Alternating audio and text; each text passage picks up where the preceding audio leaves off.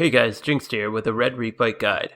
This guide is designed to show you an easy strat depending on the gen that we're facing.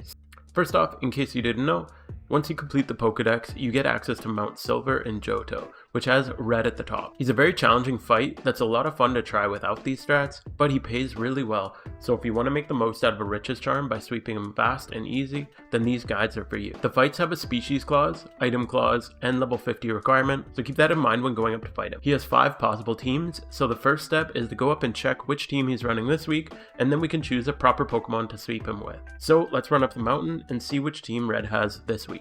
Make sure to bring a high level Pokemon, about level 65 plus, so that you can repel on your way up, but make sure it's something that can get KO'd quickly so that we can get back down into the real run quicker.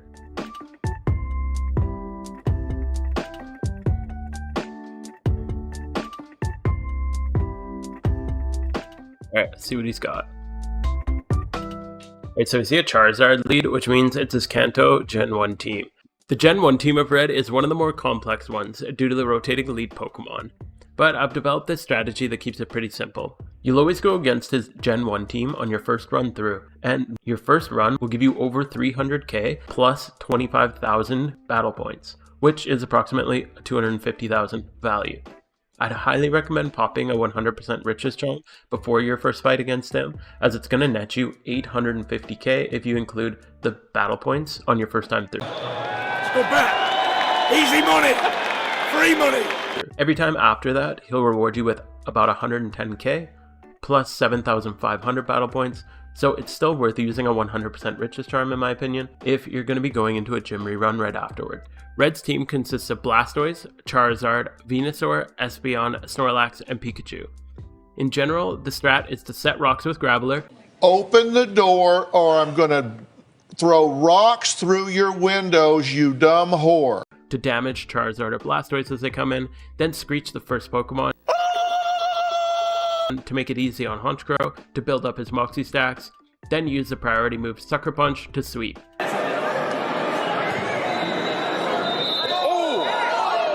And superpower the Snorlax when it comes in. However, there are some minor variations based on what lead Red chooses to send out. Rather than just telling you each strat, I'll go up until I get each of them and show you how each one works so you can follow along easily. Here's the team that we'll be using for the strat.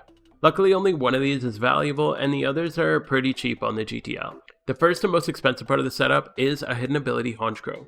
It doesn't need to be alpha since that doesn't do anything other than an aesthetic, so don't worry about it if it's more expensive unless you really want that red outline and bigger sprite. For him, you'll want Adamant Nature, although Lonely should work, but I haven't tested it. The IV spread on him is very important. You'll need 31 HP, attack, special defense, and speed. You'll need 252 attack EV, and 128 special defense EV, and 128 speed EV. That speed EV puts us at 210 speed, which is one more than Red's Venusaur, so we can outspeed it in the niche case that it comes up.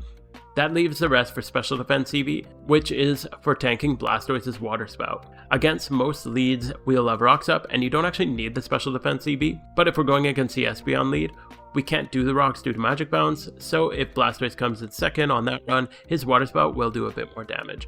With this 128 special defense EV, it makes us almost guaranteed to take less than 30% damage, so we're still good to use our Life Orb 7 times. Most of the time, we're using a priority move, so speed isn't actually needed either against anyone else other than that one case against Venusaur. So if you're looking for a budget way to do this, you could probably skimp on the special defense and speed, although you are running the risk of those two niche situations coming up. The moves he needs are Sucker Punch, Superpower, and Aerial Ace or Drill Peck if you have access to the egg move. Sucker Punch needs to have a PP up used on it since we're typically going to need 6 uses.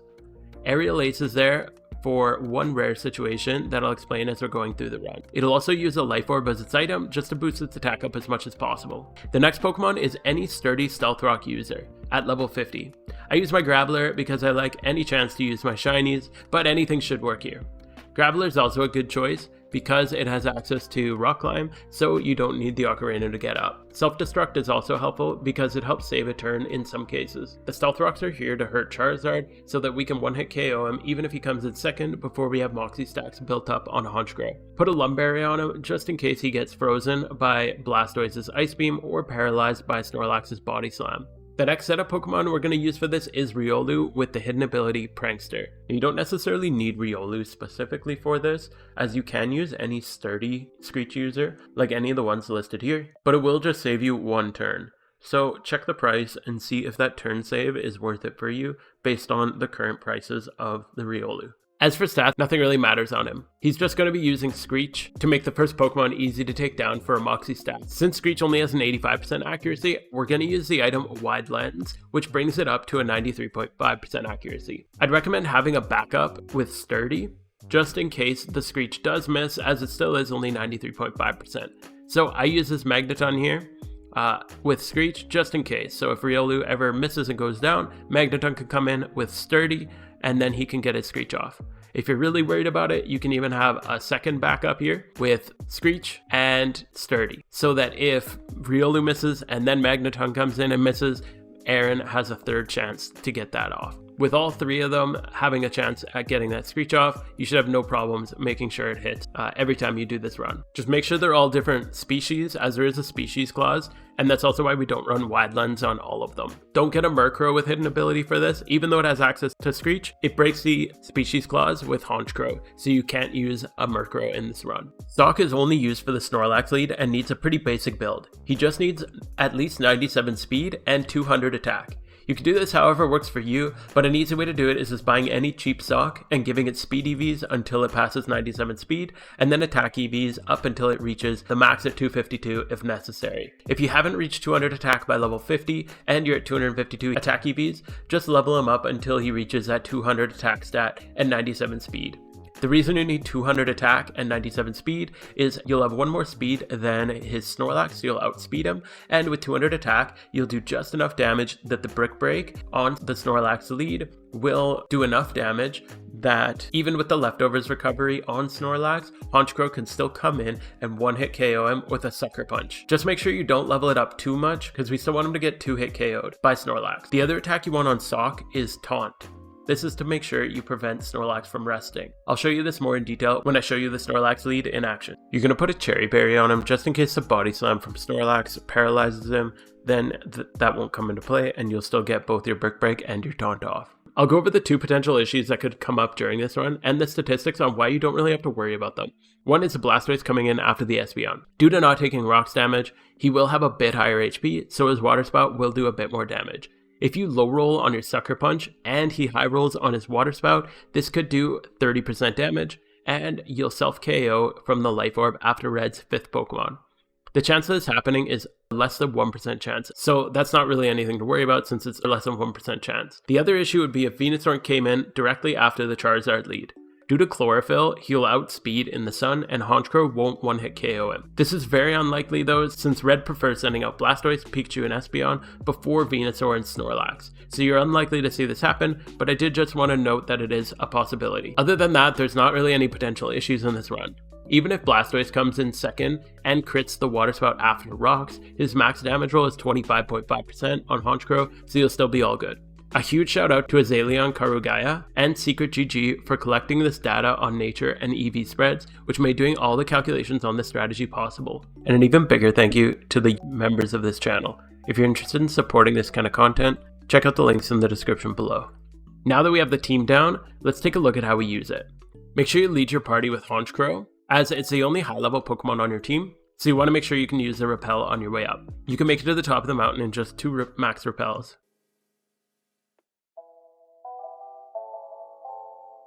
Alright, so we got the Charizard lead here. This is a pretty straightforward one. It works really smoothly. This is one of the most standard starts. We're just going to put in our Stealth Rocks. The only thing that could happen here is that Air Slash can actually flinch him and you won't get the Stealth Rocks off. That's totally fine if that happens, because the Stealth Rocks are really here for the Charizard damage. Next we go into Riolu and we're just going to use our Screech. Now we can bring in our Honchkrow and we can Sucker Punch from here. So we're just going to Sucker Punch everybody as they come in, and then Superpower the Snorlax when he comes in. Now that we got our Moxie stacks built up, we'll just one-hit everybody. There's no more problems from this run, so I'm just going to reset and head back up to show you the next one. Okay, so we got the Espeon Lead. Now this one you need to be really careful to not use Stealth Rocks. Because of Magic Bounce, if you use Stealth Rocks, it'll actually send it right back to you. So we're just going to self-destruct here. The nice thing with this is we don't actually need to use Screech. Because Sucker Punch is super effective against Espeon, it'll just one-hit him, so we don't need to set up the minus defense. So from here, there's actually two slight variations. So with the Charizard Lead, you actually have two options. You can either go with the Sucker Punch and roll an 87.5% chance of one-hit KOing him, or swap to one of your sturdy users and his solar power will do some chip damage to him. Once he's taken 3 turns of solar power damage, you'll one-hit KO him with your Honchkrow, even though it now has 0 stamp. You could throw a Screech off too, but oh, he missed it. It's not a big deal. I'll still one-hit KO him anyway. Let me just send our Honchkrow back in and Sucker Punch. So if you ever see Venusaur come in after the Espeon, because you don't have rocks up, that's where you're going to use Aerial Ace.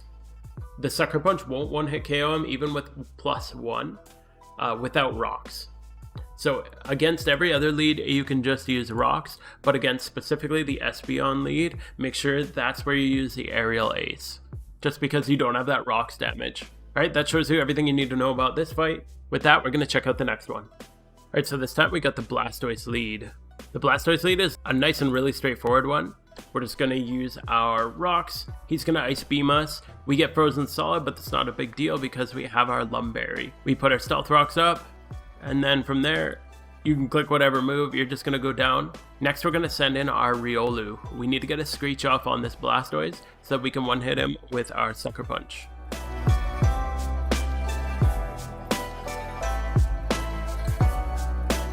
Right, so now that we got our Moxie stack built up, we got the first one down, and then we see Pikachu. You'll notice Red typically prioritizes Blastoise, then Pikachu, then Espeon for the first 3, which is really nice because all 3 of those go down quickly from Sucker Punch. So from here, we're just going to keep Sucker Punching, and then when Snorlax comes in, who's usually last, we're going to just superpower him, and that'll be a nice clear. So since there's nothing else to show you here, I'm just going to head back down the mountain and try the next team. The Venusaur Lead is another pretty straightforward. Blastoise, Venusaur, and Charizard all have very similar setup every time. We're just going to use Grappler to send out Stealth Rocks, then get our Grappler down. Next we send in our Riolu to Screech. And he goes down, and now we bring our Honchkrow in. So the Venusaur Lead is a little bit different from the other leads in that Sucker Punch won't one-hit KO Venusaur here. This is where you need to use Aerial Ace, or Drill Peck if you have it. Since we have a little bit more speed than him, 1 more speed than him, we will outspeed him and we'll take him out with that. If you Sucker Punch Venusaur, you won't one-hit KO him, unless you have stacks of Moxie built up. From here, we're just going to keep Sucker Punching everybody right through. And now that we got our stacks of Moxie built up, there's no problems just Sucker Punching everybody until we get to Snorlax. We're going to use Superpower. So with that, I'm going to drop this fight and head back up the mountain and show you the next one. We get this time. We got the Pikachu Lead this time. So the Pikachu Lead is nice because we actually get to skip a turn. Since Pikachu's so squishy, we don't even need to Screech him.